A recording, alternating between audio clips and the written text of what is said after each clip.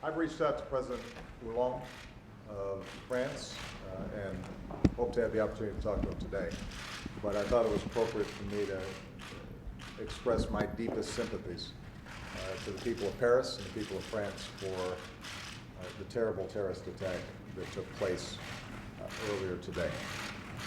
I think that all of us recognize that France is one of our oldest allies, our strongest allies.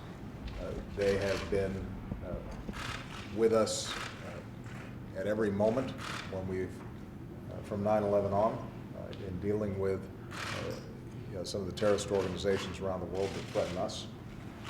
For us to see the kind of cowardly, evil attacks that took place today, I think reinforces once again why it's so important for us to stand in solidarity with them, just as they stand in solidarity with us. The fact that this was an attack on journalists, attack on our free press, also underscores the degree to which these terrorists fear freedom of speech and freedom of the press. But the one thing that I'm very confident about is that the values that we share with the French people, a belief, a universal belief in freedom of expression, is something that can't be silenced because of the senseless violence of the few. And so our counterterrorism cooperation with France is excellent. We will provide them with every bit of assistance that we can going forward. I think it's going to be important for us to make sure that we recognize these kinds of attacks can happen anywhere in the world.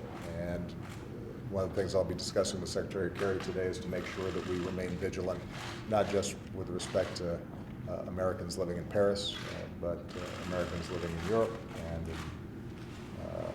the Middle East and other parts of the world, making sure that we stay vigilant in trying to protect them, and to hunt down and bring the perpetrators of this specific act of justice and to roll up the networks that help to advance these kinds of plots.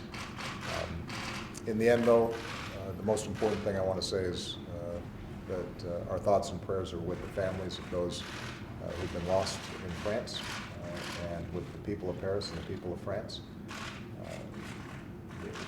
What that beautiful city represents, the culture and the civilization that is so central to our imaginations, that's going to endure.